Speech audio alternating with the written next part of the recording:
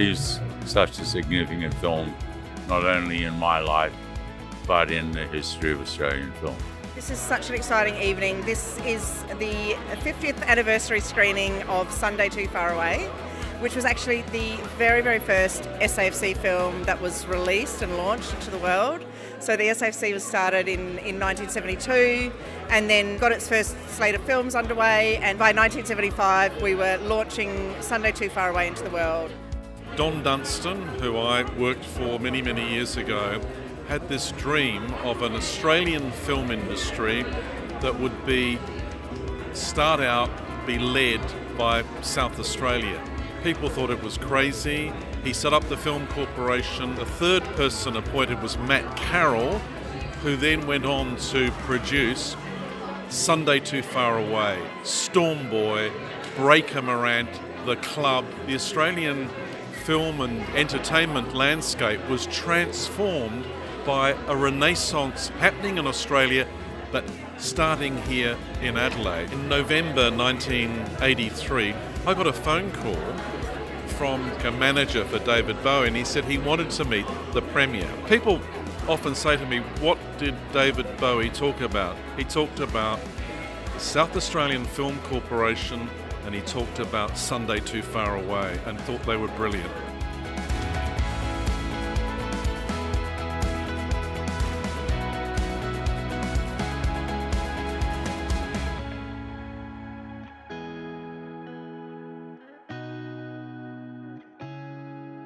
Namani, Karakamani, Ngai Wangan Malarami and Awara, Ngai Taipanti, Muranti, Nyadlo, Ninko Yartana, Ngai Bukiana Yartana.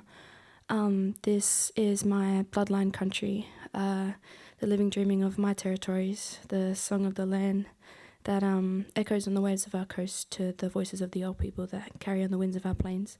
This is the spirit of my place, and I greet you to the spirit of this place, river country, very important for my ancestors and my people, and just like to Bukiana Yartana, acknowledge the ancestors that still lay sleeping here, but also the culture that lives and breathes through us. And I stand here as a young bearer of the oldest living culture in the world, and that is something that I'm so proud to share in this country, and proud to know, not necessarily inside but outside, Kara, the River Red Gum. That is our grandmother and grandfather trees, and I see them standing strong on country, always reminding me wherever I go to stand strong. And they are the oldest living knowledge keepers, the rings of knowledge that I wear in my paint up here today. Nyanyari jikira wario maloro targeting ninko orni nyadlo yarta ngai chili ninko morning kumunga. I acknowledge the 4 directions that you've all come from to be here today. And your ancestral lineage that has brought you here to this beautiful country that we all share, and walk together in the footprints that have been here since the beginning of the first sunrise. So I'm honoured to be here and to share in space, and I extend this to my First Nations brothers and sisters in the room and your land, sea and sky countries. Very important season, this one. Paranati talks about the mullets hanging low in the high tides, and it speaks of the ancestor star Parna, which sits next to the moon, and that's what my name Jakira translates to in my language, is that returning full moon. So I'm honoured to be here. I come from the Mullero Miana, the dry forest clan of the Kaurna people of the Adelaide region. On my father's side, I'm also Narunga Wari Shark people, and on my mother's side, and on my mother's side, the Spinifex people, Ngali o Kukatha. So I'd like to share this breath of ochre of a memory of the Kara and of the spirit of humanity that I've shared here today. And I greet you to the spirit of this place, Tandanyanga, the dreaming place of the red kangaroo. And Nakara until our paths meet again, like that moon, always returning full. Thank you. Welcome everybody. Thanks to Kira for the welcome to country. It's just such a thrill to be here tonight and to welcome one and all, so many incredible creatives, so many people that were involved in this film. And I just want to go over a few things that have already been said tonight, but I think that they deserve to be said again. It is incredible that it's 50 years since the very first film produced by the South Australian Film Corporation, Sunday Too Far Away. To set the scene, if you haven't seen it in a while, I certainly hadn't seen it until this week, since it was first released. It's a slice of Australian history. It is, of course, set in 1955, ahead of the shearers' strike. It focuses on a ragtag team of shearers. The star is gun shearer Foley. They work at the fictional Timberoo station owned by the Dawsons for the contractor Tim King, who's played by Max Cullen. The shearers work hard, they drink heavily, they smoke constantly, they gamble more than they should, and they fight when they have to. And there's always the background of competition between the men who can shear the most sheep and get the highest pay. And the title of it comes from, and we hear it in the film, the shearer's wife's lament on why marriages are a bit, lacking in romance. Friday night too tired, Saturday night too drunk, Sunday too far away. So, as we heard, it was filmed on location in Port Augusta, Quorn and Carriwaloo Station. It heralded an auspicious start for the screen industry in South Australia, and as we heard, indeed the nation, because it spearheaded the Australian new wave of cinema and established the newly launched South Australian Film Corporation as a nationally acknowledged screen agency model, which was then emulated by other states. Who can forget the scenes of the jiggling bottoms as the shearers' competition moves into the laundry, or the impassioned speech of Foley as scab labour arrives in town to take the shearers' jobs. Such an honour to be sitting with two of the men behind this classic South Australian film. It's a pleasure to welcome back to Adelaide Australian acting legend, of course, who played the shearer Foley in Sunday, who won the AFI Best Actor Award for the role, Jack Thompson AM. Fantastic to have you here. Wonderful to be here, thank you. And the producer behind some of, as we heard, the best Australian films ever made, including Storm Boy and Breaker Morant. But Sunday was first in 1975 and won the AFI Award for Best Film. Matt Carroll, OBE. Matt, great to have you back in town as well. Now, I'll start with you, Jack, because we saw the picture of young Jack shearing a sheep up on the screen before. Set the scene for young Jack. He was 35 when this film was made. What had been going on in your life up until that point? Wow. I left home at 14, just before my 15th birthday, to work on a cattle station in the Northern Territory, El Khidra. I left at 14 because at 15 my parents would have had to pay full fare on the plane. And I was inspired to be there by the legendary Bill Harney, author, and an extraordinary man in his connection with the Indigenous people. So that's where I was at 15. From there, I'll go rapidly through the years that take me to 35.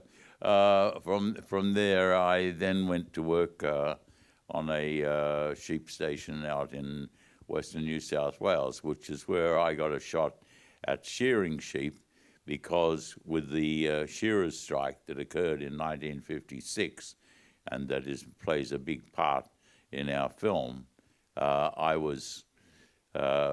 had to shear sheep on the little farm that I was on there, out in Western New South Wales. I could actually shear slowly. I was never a gun. And from there, I was involved often in amateur theatre. Theatre had been a part of my life. Before I went to work on the cattle station in the Northern Territory, the last thing I did associated with high school was I played Henry V on the War Memorial steps in Sydney during Education Week. As I left home, my father said to me, "You don't want to be an actor, do you, Johnny?" And I looked at him and said, "What are you talking about? I don't want to work on a cattle station." Anyway, life went on. I then signed up to the Army Medical Corps, where they would train me to be a laboratory technician. I received a BSc in laboratory technology and ran the military laboratory in the military hospital at Yeronga in Brisbane during the Vietnam War. I saw friends go and come back, and some who didn't come back. I was a part of all that, the 60s into the 70s. So 1968, I was out of the army after 6 years there, and I decided to give my hobby, which was taking over a lot of time in my university studies, a shot. And I gave myself, I went to Sydney, back to Sydney. I got involved with an agent, and I gave myself a year. And if at the end of that year I was paying for the food in my mouth and the roof over our head, I would stay. If not, I'd go back to the BSc, or actually the PhD in medical pathology that I was pursuing otherwise. After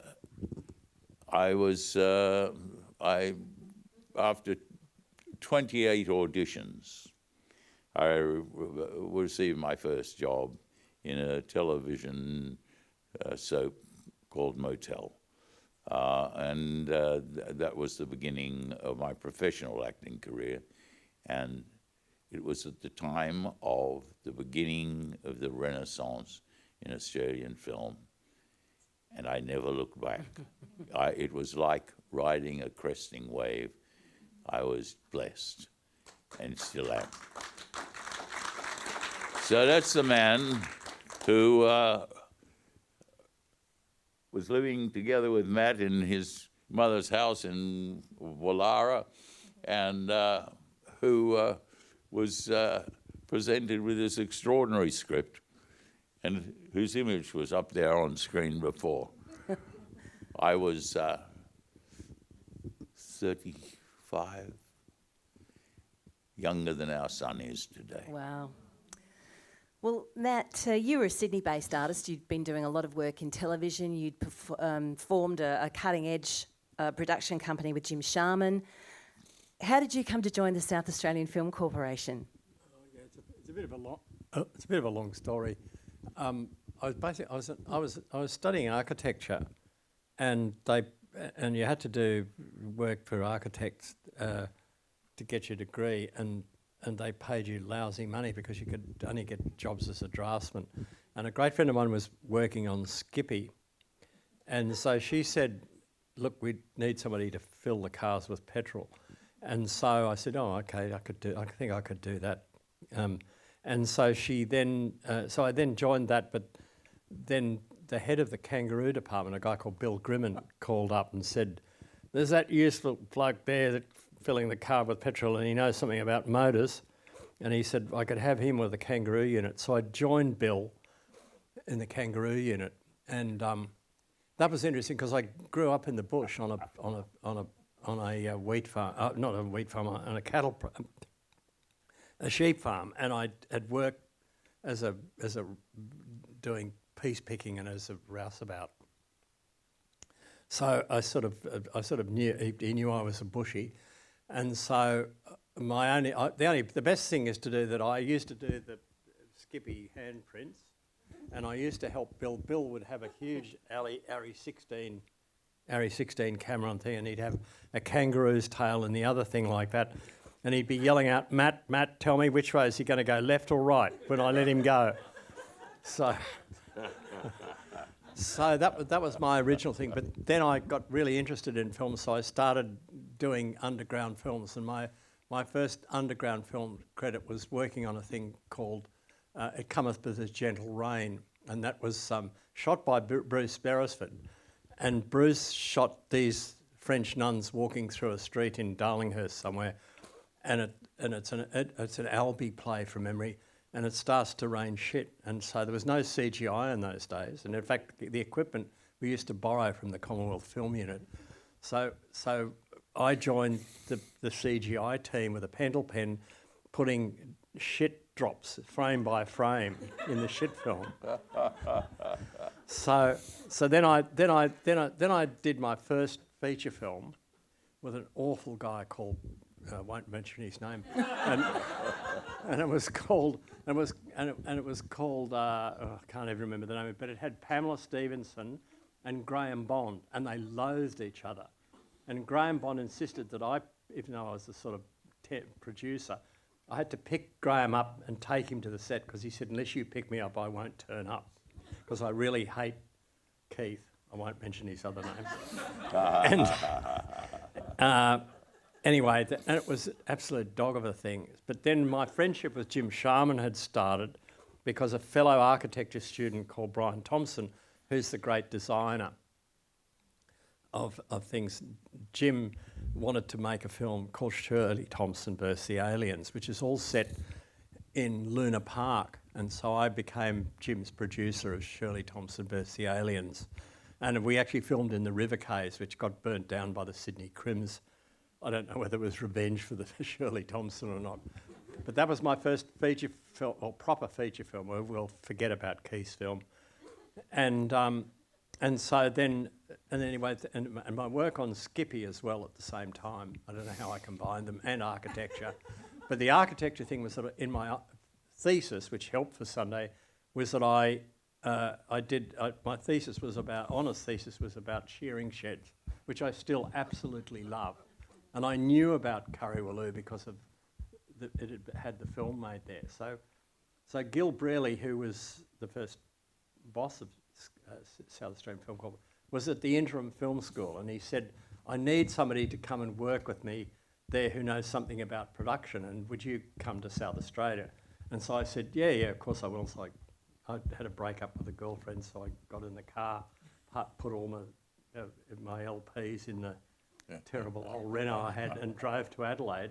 So I was the third member of staff to start work when we worked in the restored building of birth marriages. What is it called? Births, deaths and marriages. Births, deaths and marriages, which I thought was really appropriate place to start work. Anyway, so then Gil had this great dream that he'd pitched to Don to make Gallipoli. And so Gallipoli had attached to it a guy called Ian Crawford, who was Hector's nephew. And anyway, that all went to shit with Ian, because he was a dictatorial, typical Crawford. So then, of course, Mr. Efficiency, Matt, had contracted John Dingle, the writer that Ian Crawford had recommended. So Matt and Dingle went out and got incredibly drunk when this all fell to poo. And John said, he said, mate, forget about that. We've got the thing to do. Forget about Gallipoli. It's much better. The story of my brother-in-law as a shearer is much better. So I said, oh, okay, right, John. So I sent him off to where I knew shearing happened in the Central West. And I think the only thing that I remember that John brought back was called the three-man lift. Yeah. That they do in pubs. Shearers used to do it in pubs. And so the idea was that I don't think we can do it. No, we can't. Does anyone know what the three-man lift is? We're not allowed to do our own stunts, mate. So anyway, John was obsessed with the three-man lift, which is where you get a bloke down on the thing and get him to lift him up. Anyway, so he came back and with the screenplay written, and Gil was really, he just had to get something into production. So I said, look, I know it. I know shearing sheds. I know shearers. I know all that stuff. We can do it all. And then he said, well, there's this wonderful director called Ken Hannum. So it was really Gil's decision to put Ken on. And Ken came on, and the first thing Ken said, does any Australian actors shear? And I said, yeah, Jack Thompson shears. And he's met you and said, that was a winner. And I said, I think the shearing shed where we should do it is Curriwaloo. And he said, have you ever been there? I said, no. But I said, they made the Sundowners there, it'll be pretty good. So we drove out to Curriwaloo, and it was a great shearing shed. It still had bits of the Sundowners set on it. Yep. But and anyway, it looks straight out of a Tom Roberts film on screen, doesn't it? So it was a great painting, shed. So then it all sort of came to be. So Jack, when you got the script, did it resonate with you, having been a shearer? Did it seem authentic to you? Did you relate to Foley? Essentially, I hadn't been a shearer. I'd been a station hand who'd done some shearing. But I was in sheds in 1965 when the strike occurred. It was like a diary. Ken Hannum said to me when we had the first read through here at the SAFC, so what do you think of it? And I said, well, if we're caught acting, we're in real trouble because this is real life. If we just deliver what's in that script, and there isn't an improvised line in the movie, it's all John's writing. It's all clearly there. And the yarns in it, the behaviour of the men is absolutely accurate. It's like a docudrama. It's a slice of very real life. And when shearers see it, they recognise it. And there was a shearer working on the movie as an extra and also instructing the non-shearing actors in shearing. And he said, mate, what I know about acting, you could write on a fly's eye with a crowbar. But when I met you blokes, I thought, you'll never be bloody shearers. And I'm telling you, I've seen it. You're bloody shearers. Oh, that's about as good as it gets. What a wonderful story, Jack. They were a nightmare. God, I had to produce this group of shearers. And the whole dialogue became real, that I always remember clearly they'd say, oh, we'll go down and have a look at the sheep, which was the whole sort of line. And you'd think, no, there's no sheep in the shed today, guys. You don't have to do that. You've got to do another scene. And then there was a whole huge row about overtime, which was all just done. I had to deal with shearers, not with actors discussing some minor pay misjudgment. Meeting. Yeah, meeting. I had a part for the first time in my acting life. I had as a part of my contract, thanks to dear old June Can, my agent, they had to provide a caravan for me in the moments when I wasn't actually in front of the caravan, so I could get some sleep and rest and whatever. And that caravan immediately became the home for all of the other actors, and we sat around and hanging out. And Ken Hannum, the director, came down. He wanted to have a word with one of the actors, and he came to the door of the caravan. He knocked politely, and he said he wanted to have a yarn. And I turned to the other actors, and I said, meeting.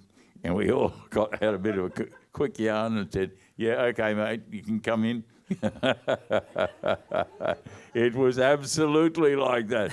And, Matt had to deal with this. He's not dealing with the actors anymore. He's dealing with this group of people who had become the shearers.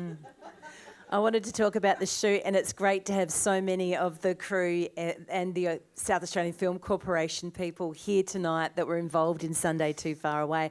But yes. What was the shoot like? Because the script was written for a dry shoot, wasn't it? And yet there'd been quite a bit of rain and caused a few problems. Have you got any stories that you might share about that? Oh, God, where do I start?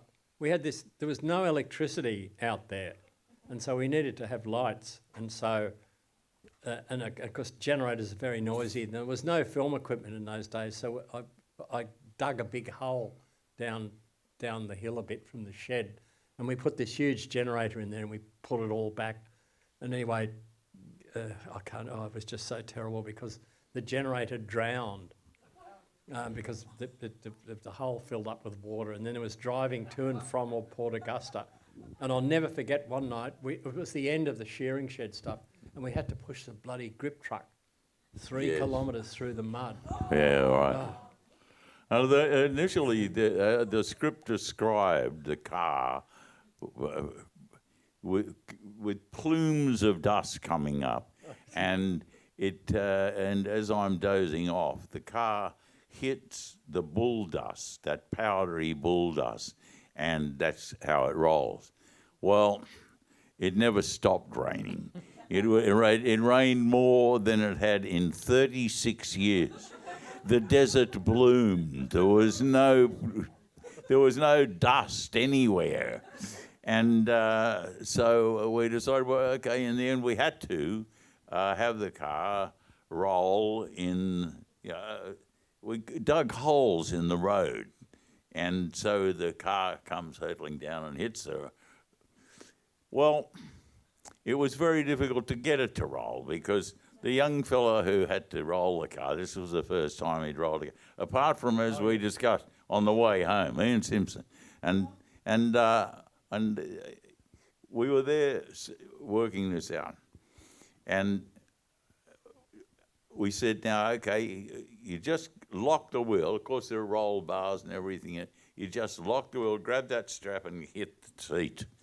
And so the car comes down and rolls and goes up on 2 wheels and back down again.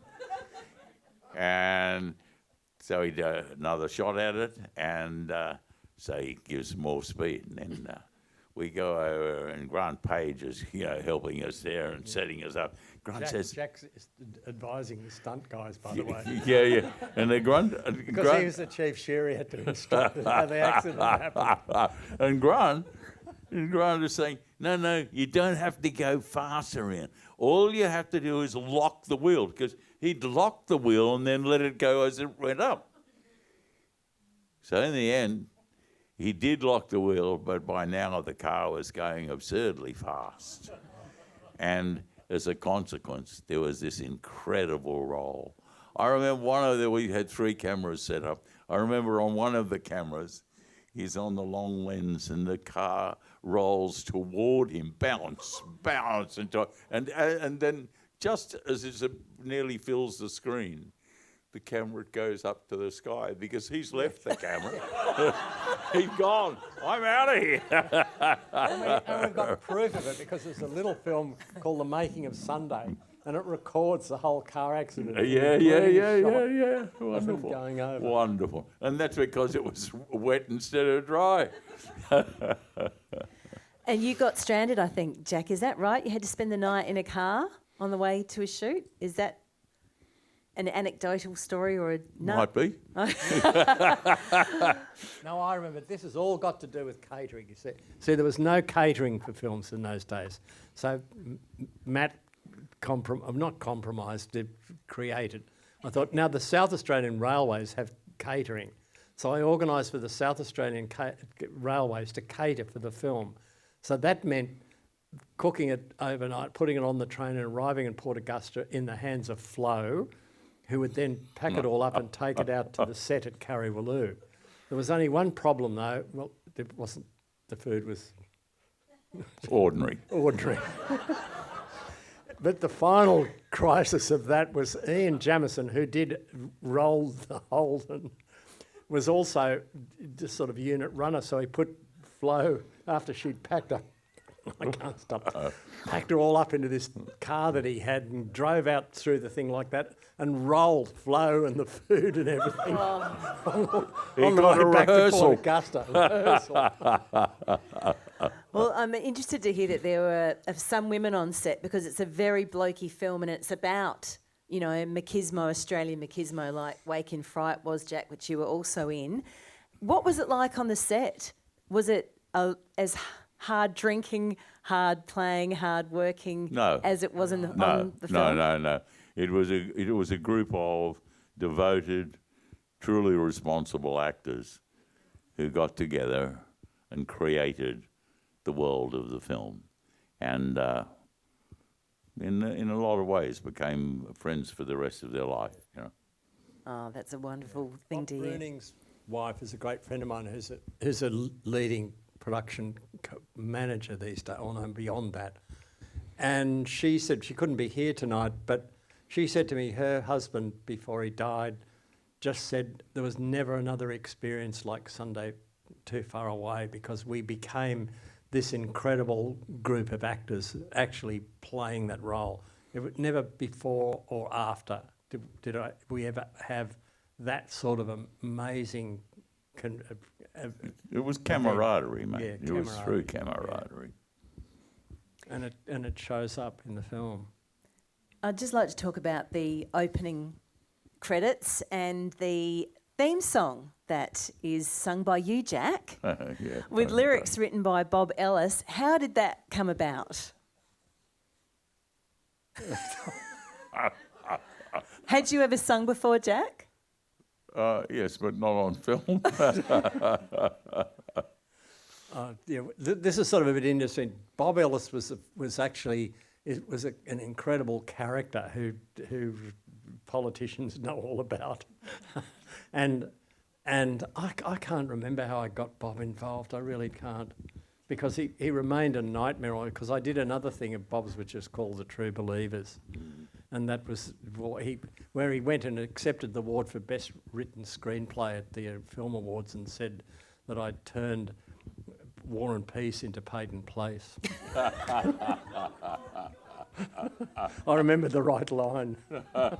Was it your idea that Jack sing the song? Possibly. It's interesting. I was listening to it. I thought, who is singing this? I had to wait for the end credits to see it was you, Jack. Yeah.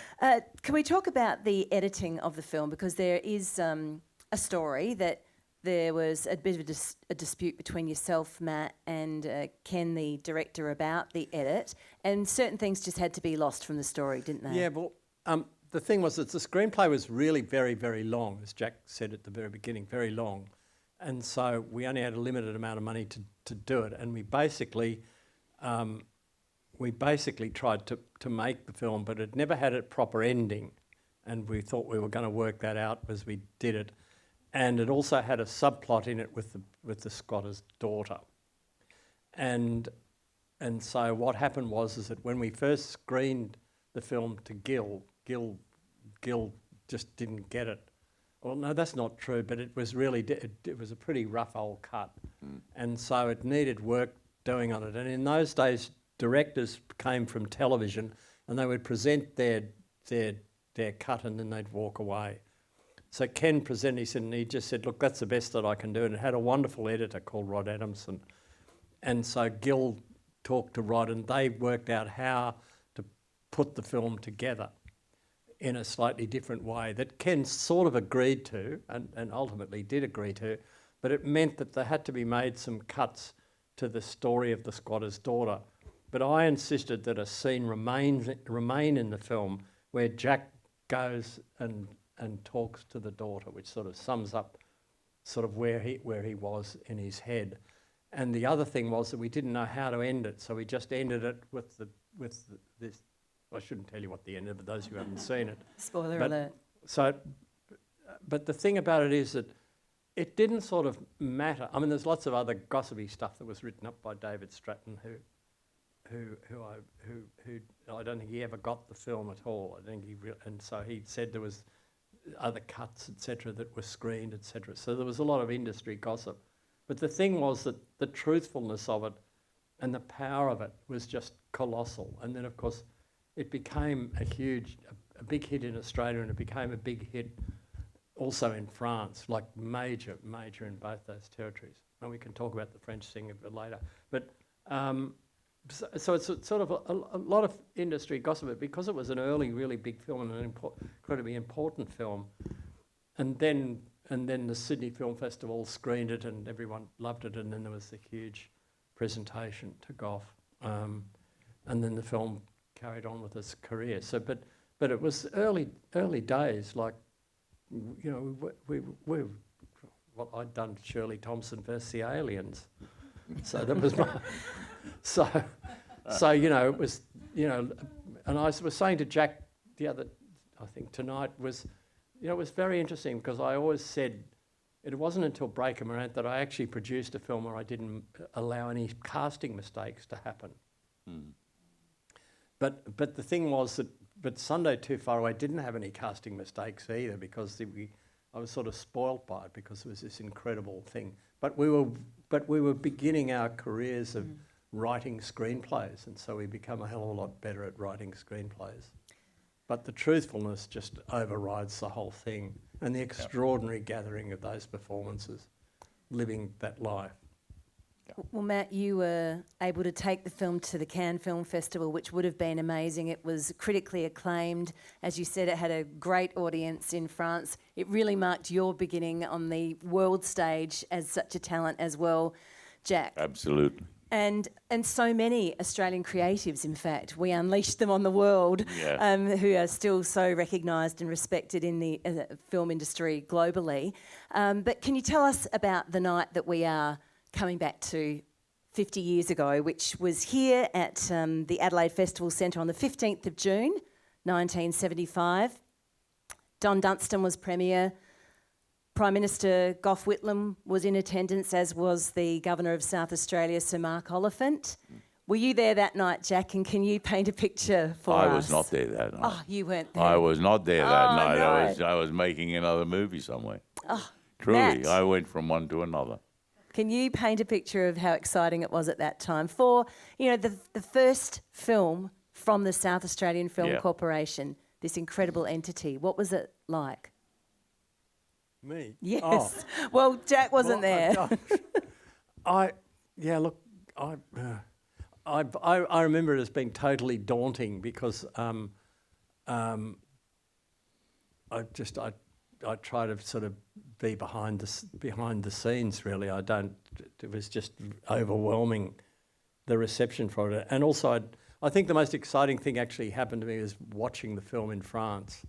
Because there I sort of really saw the power of the film. And am I allowed to tell that story? Am I allowed to use that bad language? I think, sure. Okay. The floor Well, is yours. Look, the whole thing about it was that Australian films were being misunderstood because of the way that we express things. And so I got Sunday Too Far Away translated into subtitles by a wonderful French woman that lived here in Adelaide, who was the wife of the Peugeot dealer. And she had grown up in the Parisian slums, so she spoke and knew how to. So she saw an early cut of the film and she wrote out all the French translations for us, including some help with the translation of things. And the only thing that I remember about it is that there's a line in the film that goes, they're talking about the grazier when they sort of, and I can't remember who says it, but they said, what's the grazier like? And then one of them says, he's like all grazier, he doesn't think his shit stinks. So basically, when the film went to play in Paris, or in Cannes, the translation that went there that I didn't realise at the time actually translated that into French Parisian slang is that he farts above his arsehole. So what happened then, when it played, and this is early in the film, and it was this huge stadium, and it was the director's fortnight, and it's a really big deal. And on that line, this whole audience, a lot of them leapt to their feet. They just went crazy, absolutely crazy, because they knew that those and then there were other lines, I don't remember the translations, but the whole thing. And then I suddenly realised that this film worked when they understood the language of what was actually happening. Yeah.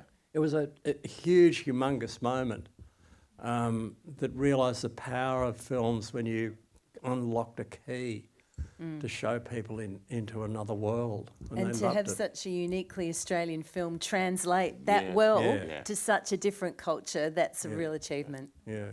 Well, look, we do have to get the film running soon. Jack, when is the last time that you watched Sunday Too Far Away? Oh, very recently. How did you feel watching it? It was great.